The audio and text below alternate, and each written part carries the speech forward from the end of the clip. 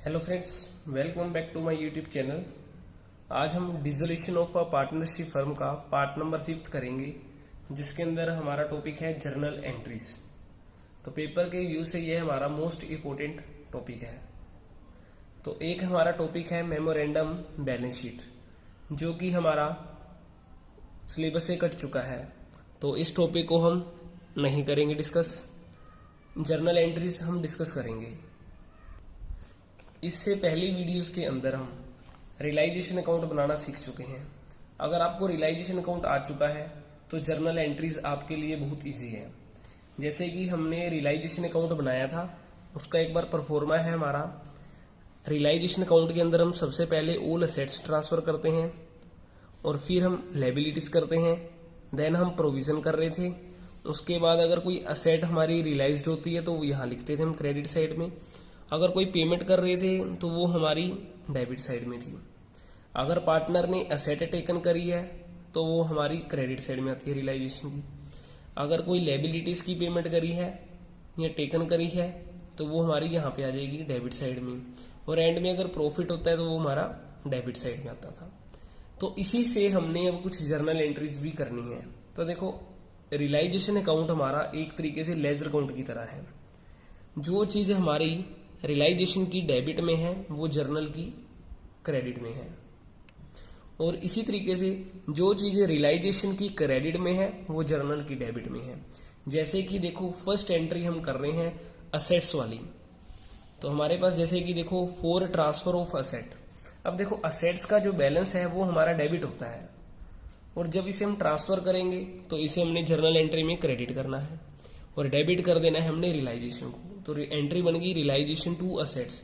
अब देखो, हम लेजर पोस्टिंग कर रहे हैं तो हमने रियलाइजेशन अकाउंट बना रहे हैं, तो रियलाइजेशन अकाउंट को हमने हाइड कर देना है। तो बचा गया टू असेट्स। तो हमने क्या लिखना है, देखो टू असेट्स हमारी आ चुकी हैं रियलाइजेशन की।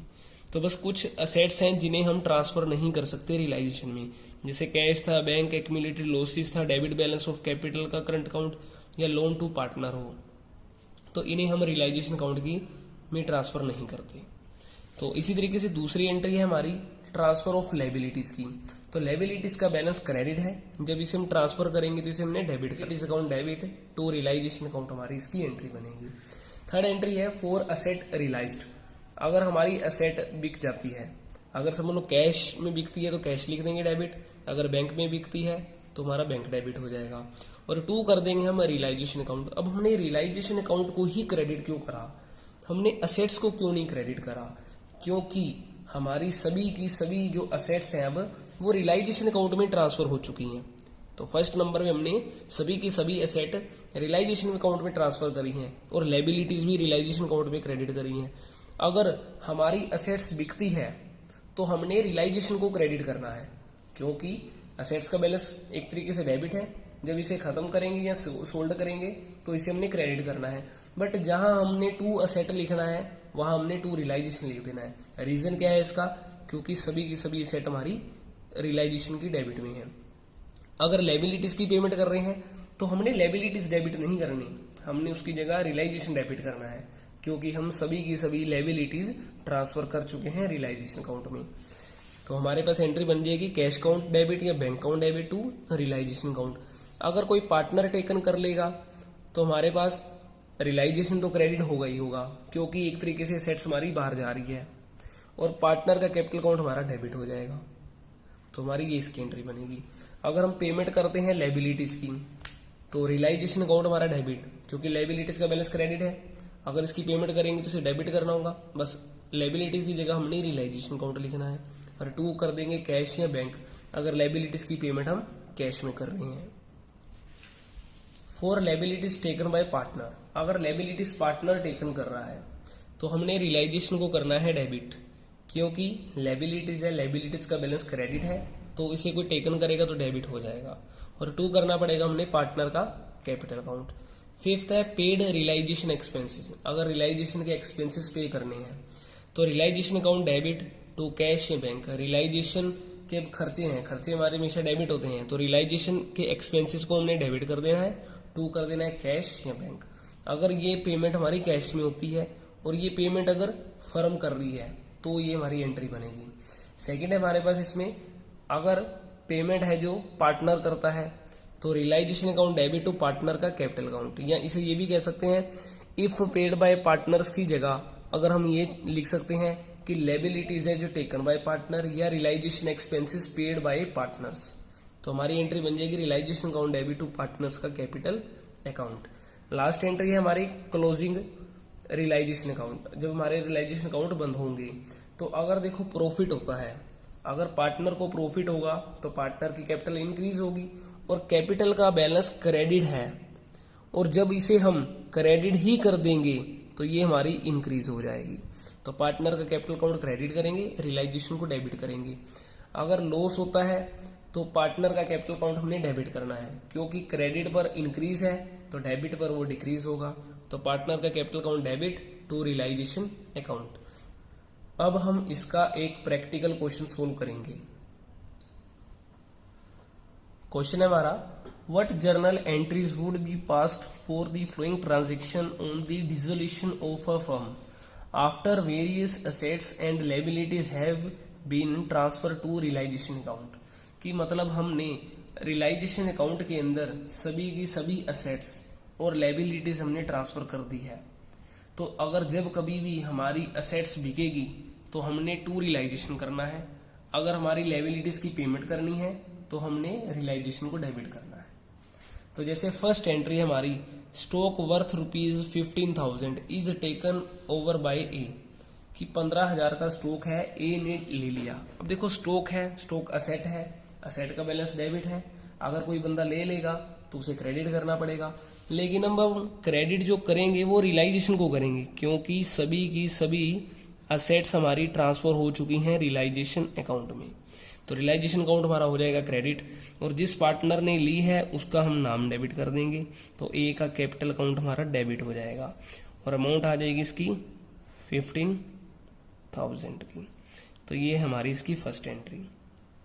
सेकंड है हमारे पास compensation to employ paid by the firm amounted to ₹20,000। Compensation हमने पे करने हैं 20,000 रुपए के। तो अब ये कंपनसेशन, अगर देखो एडजस्टमेंट में हमारा क्वेश्चन आया था जब हमने रियलाइजेशन वाला चैप्टर कर रहे थे, जब हम रियलाइजेशन वाला क्वेश्चन कर रहे थे जिसके अंदर हमने रियलाइजेशन अकाउंट बनाया था, तो उसके अंदर भी क्या था कि अगर हमने कंपनसेशन एम्प्लॉय को पे करना है तो जितना भी रिजर्व था हमारा वो पहले रियलाइजेशन के क्रेडिट में लिखा गया था, फिर उसकी हम पेमेंट कर रहे थे। तो पेमेंट करने के टाइम हमने लिख दिया था टू बैंक, रियलाइजेशन की डेबिट में। अगर रियलाइजेशन की डेबिट में हमने टू बैंक लिखा है तो वो जर्नल एंट्री में तो होगा क्रेडिट, टू बैंक अकाउंट कर देंगे या कैश अकाउंट कर देंगे।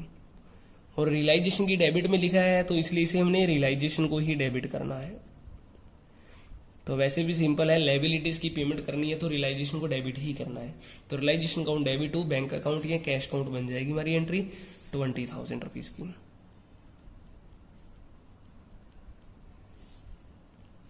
थर्ड एंट्री है sundries creditor amounted to ₹8,000 these were paid at a discount of 5%। हमने क्रेडिटर की पेमेंट करनी है, तो क्रेडिटर की पेमेंट करनी है तो मतलब लायबिलिटीज है, लायबिलिटीज की पेमेंट करने के टाइम हमने रियलाइजेशन को करना है डेबिट। तो realisation account debit to bank account या कैश अकाउंट लिख सकते हैं हम। हमारे पास देखो क्रेडिटर कितने के, 8,000 के, 8,000 का 5% है हमारे पास 400। तो मतलब है कि 400 रुपए की पेमेंट नहीं करनी, मतलब बचे हुए 7600 की हम पेमेंट कर देंगे, सिंपल। फोर्थ एंट्री है हमारे पास there was an unrecorded asset of ₹2,000 which was taken over by B at ₹1,500। अब देखो 2,000 की असेट्स थी जो अनरिकॉर्डेड थी, उसे बी ने 1,500 रुपए में ले लिया। अब देखो 1,500 में बी ने लिया है, चाहे वो 2,000 की थी, लेने वाली एक्चुअल अमाउंट हमारी 1,500 की है, और असेट है, असेट्स का बैलेंस डेबिट।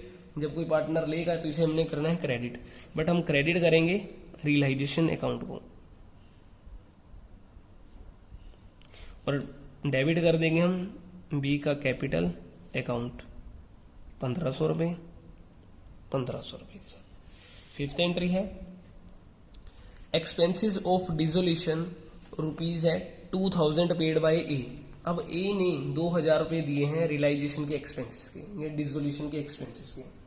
तो हमारे पास जो डेबिट होगा वो होगा रियलाइजेशन, और क्रेडिट करेंगे हम ए, क्योंकि ए ने टेकन करे, एक तरीके से ए पे करेगा। तो हमारे खर्चों की एंट्री हो जाएगी 5th। तो रियलाइजेशन अकाउंट डेबिट टू ए का कैपिटल अकाउंट, इसकी अमाउंट आ जाएगी हमारे पास 2000 रुपीज की। इसको हम एक तरीके से और भी समझ सकते हैं, ये लायबिलिटीज है, तो लायबिलिटीज क्योंकि हमने पे करना है तो लायबिलिटीज है, और लायबिलिटीज पार्टनर ने टेकन करी है तो पार्टनर की कैपिटल इंक्रीज हो जाएगी। मतलब कैसे? क्योंकि देखो हमने कैपिटल के पैसे पे करने होते हैं। मान लो सपोज मैंने 1 लाख रुपए ए के पे करने हैं, अब उसने क्या करा, 2000 रुपए की लायबिलिटीज टेकन कर ली। तो अब इसका मतलब ये हुआ, लायबिलिटीज टेकन करने का मतलब है कि अब ये खुद पे करेगा 2000 रुपए। तो मतलब ये हो गया, फर्म ने अब 1 लाख तो देने ही देने हैं, 2000 रुपए ये भी देने हैं, तो मतलब 1 लाख 2000 रुपए पे करने हैं। तो इसलिए इससे लायबिलिटीज उसकी इंक्रीज हो रही है ए की, ये कह लो ए की कैपिटल इंक्रीज हो रही है। तो 6 एंट्री है हमारे पास। Profit and loss was appearing on the asset side of balance sheet at ₹60,000।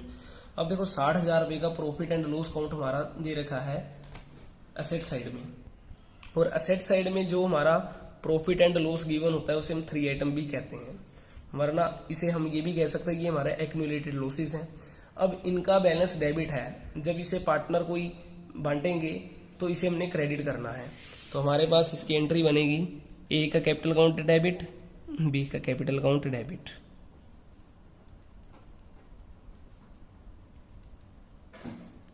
और 2 कर देंगे हम प्रॉफिट एंड लॉस काउंट। और हमारे पास जो इनकी अमाउंट है 60,000 रुपीज की। अब इसे जो हमने बांटना है पार्टनर की रेशो के अकॉर्डिंग, और रेशो हमारे पास क्वेश्चन में दे रखी है इसमें 4:3, तो इसके अकॉर्डिंग हमने बांटना है। तो इसे हम चाहे 4:2 लिख लेते हैं ताकि हमारा इजीली बट जाए 60,000 रुपीज। तो हम 4:2 में बांटेंगे, तो हमारे पास ए के आ जाएंगे 40,000 और बी के आ जाएंगे हमारे 20,000। हमारे पास अब 7th इसकी ट्रांजेक्शन है। एक creditor ₹20,000 and he agree to take furniture ₹25,500 of his full settlement. एक क्रेडिटर है हमारा 20,000 रुपए का, और वो सहमत है कि मेरे को 25,000 रुपए की एक फर्नीचर दे दो फुल सेटलमेंट में। तो अब देखो, अगर कोई किसी भी लायबिलिटीज की पेमेंट हम असेट्स देकर करते हैं तो उसकी हम कभी भी एंट्री नहीं करते, क्योंकि इसका रीजन है हमारे पास। अब देखो क्रेडिटर है, क्रेडिटर हमारी लायबिलिटीज है, अगर लायबिलिटीज की पेमेंट करेंगे तो हमने डेबिट को क्या करना है, रियलाइजेशन को करना है। और अब हम उसको फर्नीचर देंगे, फर्नीचर एक तरीके से फर्म से बाहर जाएगा, तो फर्नीचर का जो बैलेंस है हमारा असेट है, असेट्स का बैलेंस डेबिट है। तो जब इसे पार्टनर को देंगे तो इसे हमने क्या करना है, क्रेडिट करना है, या एक तरीके से फर्म से बाहर जा रहा है तो इसे हमने क्रेडिट करना है। तो क्रेडिट के टाइम हमारा रियलाइजेशन होगा क्रेडिट। अब ये रियलाइजेशन हमारा कट गया, तो इसलिए इसकी नो एंट्री।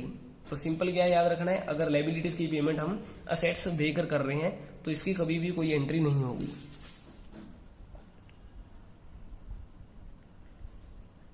लास्ट एंट्री हमारी, profit on realisation ₹21,000 was to be distributed between A and B in the ratio of 4:2। तो अब हमने 4:2 में बांटना है 21,000 के प्रॉफिट को। अब देखो प्रॉफिट है, प्रॉफिट अगर पार्टनर में बटेगा तो पार्टनर की कैपिटल इंक्रीज होगी, तो इसलिए हमने जो क्रेडिट करना है वो तो करना है ए का कैपिटल अकाउंट और बी का कैपिटल अकाउंट, और हमने डेबिट करना है रियलाइजेशन अकाउंट को, क्योंकि रियलाइजेशन अकाउंट में ही प्रॉफिट हुआ है। तो 21,000, अब 21,000 को 4:2 में बांट देना है, तो इसकी अमाउंट आ जाएगी हमारे पास 14,000 रुपये और 7,000 रुपये। तो ये थी हमारी जर्नल एंट्री वाला टॉपिक। तो आई होप कि आपको ये कॉन्सेप्ट समझ आया होगा। अगर समझ आया है तो वीडियो को लाइक करें, चैनल को सब्सक्राइब करें और कमेंट करें। Thank you.